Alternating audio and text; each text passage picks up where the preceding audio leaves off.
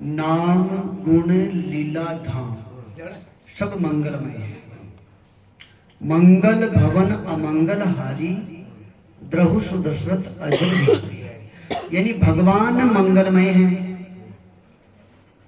अब भगवान का नाम मंगल भवन अमंगल हारी उमा सहित जय जपत पुरारी, भगवान का नाम भी मंगलकारी है। अब मंगल, यद्यपि अवधपुरी सदैव सुहावनी रामपुरी मंगलमय पावनी, यानी भगवान का धाम भी मंगलमय है ना। फिर भगवान की कथा मंगल करणी कलिमल हरणी तुलसी कथा रघुनाथ, वो भी मंगल करनी है ना। इसलिए क्यों है, मंगल के धाम है और दान मुक्ति धन धर्म धाम के,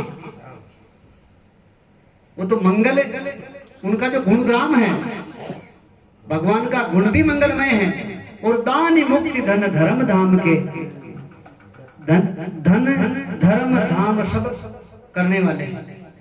अब इसमें एक विशेष बात और है, इसमें एक में भी अगर स्थिर हो गया, कोई नाम में स्थिर हो गया, कोई धाम में स्थिर हो गया, कोई लीला में स्थिर हो गया, कोई गुण में स्थिर हो गया, तो वो भी मंगलमय हो जाता है। क्यों नहीं? मुद मंगलमय संत समाजू, भगवान ना, भगवान जो भक्त रहते हैं भगवान के नाम के में मस्त रहते हैं, भगवान के धाम में मस्त रहते हैं, भगवान की लीला में मस्त रहते हैं और भगवान के शुभ में मस्त रहते हैं। तो इसलिए संतों को कहा है मुद मंगलमय संत समाजू, जो जग जंगम तीर्थ राजू। ये संत समाज है, ये भी मंगल करने वाला है और ये भी तीर्थ है। क्यों? कि इनके अंदर वे, उनमें ये जो संत है ना, उनमें स्थित है। इनके अंदर वो नाम भी बैठा हुआ है, वो भगवान का रूप भी बैठा हुआ है, भगवान का धाम भी बैठा, भगवान के धाम में विराजमान। इसलिए जो भगवान का धाम है वो मंगलमय है। ये क्योंकि जीना 2 दिन का हरि का नाम सुमर सुख धाम, वो भगवान का धाम भी सुख देने वाला है, वो मंगलमय है। सुख का मतलब कल्याण करने वाला, मंगल करने वाला, यह बात है।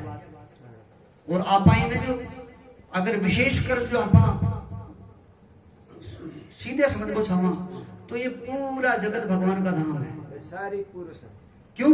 कि हरि व्यापक सर्वत्र समान मंडली प्रेम से प्रकट होई में जाना, भगवान सब जगह है, सब जगह है तो सभी जगह उसमें धाम। अब इसमें 2 बात होती है, एक धाम और एक धामी, एक नाम और एक नामी, एक माल और एक मालिक, माल और मालिक, है ना।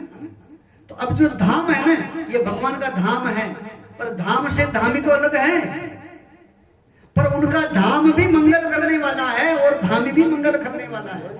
धाम जो तो भी मंगल के लिए धाम है। तो अब आप चाहे काशी के अंदर चले जाओ, आप कुछ भी मत करो, पर उनका धाम है ना, आपका कल्याण हो जाएगा। वहां जो मरने वाला है उसका कल्याण होगा। मथुरा चले जाओ, धाम है ना। और मैं तो ये कहता हूं कि कहीं मत जाओ, अगर यहाँ आपने मान लिया कि वो सर्वत्र है, तो यही वो उनका धाम है, यही है वो तो धाम। बस भाव है, भाव रखना चाहिए, भावना में भाव है तो भाव से बेड़ा बिल भाव। और भगवान भाव की वशीभूत है, और जितने जो महत्ता है केवल मात्र भाव की है और किसी की नहीं। अब आपा थोड़ो विचार करा भाव में, आपा कहीं भी माल जैसे मक्का हुई, गेहूं हुआ, ज्वार हुआ, बाजरा हुआ, कहीं भी आप बेचा, तो महाराज ये टाइम में 3000 को भाव, और कोई समय छुपा हो तो 5000 को भाव आ जाओ, कोई समय 12000 को भाव आ जाओ, तो मक्का तो कोई हो ना, प्रधानता कहीं आई क्यों उस भाव की। बस यही बात। एक बार शायद 2012 या 13 के अंदर जो गुआर हो, गुआर को भाव आयो 30,000 कुंटल आयो ना महाराज। 3-4 कुंटल आयो और ऊपर लोग सारा पाया दूसरे साल तो फचो को 2.5-3 माई बच्चे को नहीं।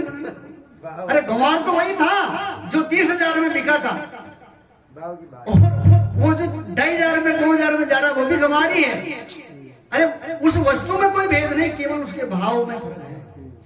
वो महत्ता भाव की होती है, प्रधानता भाव की होती है।